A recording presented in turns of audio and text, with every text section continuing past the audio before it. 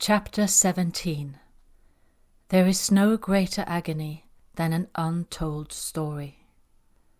Anna Veronica rents a summer house in Denmark. During the winter months, she has the beaches almost to herself. White and wide, they stretch for miles and miles along this remote coastal area, with the giant ocean on one side and the sandy dunes and vitalizing forests on the other. Walking at sunset is Anna Veronica's favorite time of day. Watching grandfather sun low on the horizon, where the sky meets the ocean, is a sight that lives forever in her mind. Her ancestors watched the same sun set, and so will the generations that come after her. All over the planet, people walk along a shoreline, watching the same sun and the water that connects them all. The water that is forever changing, just like the emotions of a human being. She remembers one of the teachings from the grandmothers. Everyone is equal, no one is above, and no one is below. When it gets warmer, Anna Veronica often takes off her shoes and walks in the sand or wades in the shallow water. One day she brings a blanket and lies down to relax near the shoreline. She closes her eyes and feels an energy move through her body. When was the last time she was with a man? She cannot even remember. It has been so long since she met up with Jacob. Anna Veronica's imagination drifts off. She can feel the sweet dance of the waves in her body. Today her lover is the playful waves, softly and rhythmically touching the shoreline. When Anna Veronica is back from India, she spends a few weeks in Denmark before she goes back to her parents. Alexander will be starting university soon, and Odin is too old to come with her to Norway now, so she must find a place in Denmark where she can live and have the dog. She cannot afford a deposit to rent an apartment, but has enough money to rent a summer house for a period of time. As if by some miracle, it is very cheap, and it means that she can continue with her novel, at least for a short while.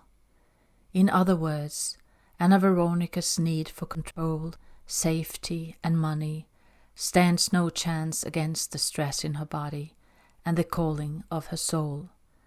The story wants to be told, and it's almost painful not to get any further with it. For the next 4 months, she lives far out in the countryside, close to the beach, and focuses on writing. Hour after hour, day after day, week after week, thoughts become words, words become sentences, sentences become paragraphs, paragraphs become pages, pages become chapters, and by the end of her stay, Anna Veronica has written almost 5 chapters of her next novel. That is to say, she is only the channel, because the story mostly writes itself. Anna Veronica loves it. Telling her story like this helps her release it all. Anna Veronica is determined to live a healthy life after the Panchakarma treatment in India and goes walking every day. It is her thing, and always was. She goes for longer walks on her own and shorter walks with Odin. He is becoming too old now, has arthritis and a little limp in one leg, so his walks become shorter and shorter. In spite of this, he is still happily sniffing, bathing, and rolling around on his back in the sand. The only problem with Anna Veronica's determination to live healthily is that she eats so much nutritious food that she begins to gain weight again.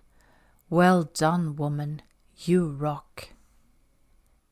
Later that spring, Anna Veronica goes back to Norway to help her mom. The time has come when she can no longer have their dad at home, and the hardest decision is taken.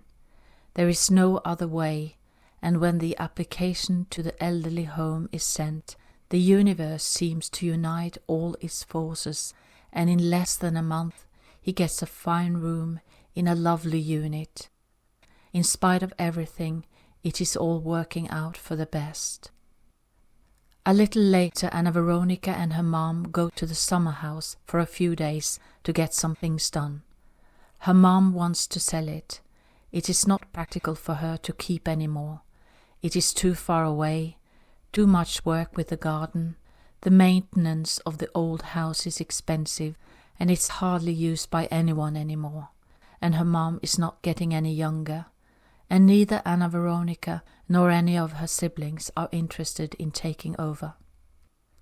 The area here is a living work of art, so dear to them all, but this place is simply too much work. They work so hard to get it ready for sale, and one afternoon it gets so bad that Anna Veronica begins to swear and talk and laugh like a drunken sailor. Her mom laughs so much and thinks that she must be channeling Grandma's brother, who was a real character, famous for telling funny stories and his raw laughter. The saying also goes that he suffered from PTSD after World War II. How Anna Veronica absolutely loves to see her mom laugh like this. One day Anna Veronica is in the nearest town to buy some paint for the windows, and she stops by her grandma's grave. She and her mom have already been there, but something makes her go on her own today. She stops by a florist and buys a heather plant. With the tender purple flowers and its strong deep roots, this plant has a special meaning to her. The churchyard has changed over the years, and a new church was built some years ago. The surroundings are the same as always, with the mountains, fjords, forests and fields. Anna Veronica walks over to the tombstone and sits down to relax. She closes her eyes for a moment. The warm wind is gently caressing her face. Anna Veronica tries to recall the day when she was here with Grandma. It must be almost 40 years ago now. She was only 13. It was the day when Grandma told her about her little brother, who died so young. Then she remembers some of Grandma's words. I loved him from the day he was born. I still love him. I have loved him every day of my life. Anna Veronica looks at his name in the stone, Eystein. It's such a beautiful name. The meaning is happy stone. She has looked it up. It is an interest of hers. She wonders, will she ever know what really happened to him and to Grandma when he died? Maybe not, but she knows one thing.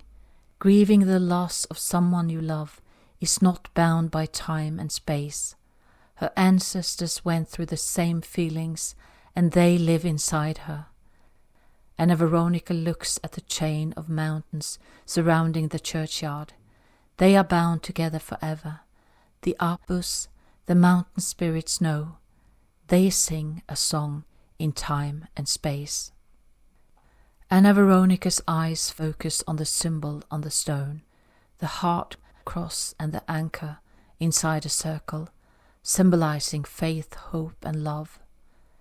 Those words have taken on a much deeper meaning to her as she has become older, and especially after her life seemed to fall apart. She digs her hands into the ground to make a hole for the heather plant that she brought. All of a sudden she is holding something in her hands. Anna Veronica looks at it. It's something shiny. She removes some dirt and takes a closer look. It is a silver necklace. Then she recognizes it. She is speechless. She had forgotten all about it. It is so many years ago that she put it there. Anna Veronica was wearing the necklace with the same symbol as on the stone and put it in the ground by the grave. It was a gift of gratitude to Grandma for all the love that she gave to the world. Suddenly a strong energy moves through Anna Veronica's body, and she has goosebumps all over. It is then she realizes She is here. Grandma is right here with her.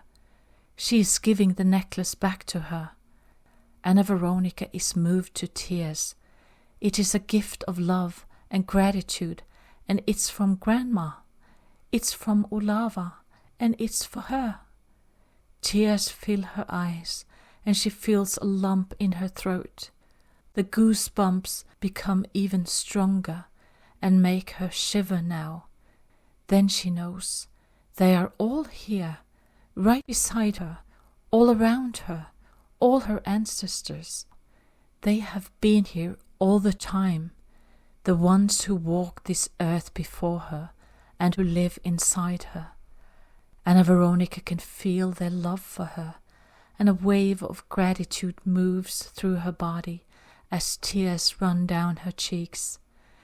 She gently moves her hand, holding the necklace towards her heart.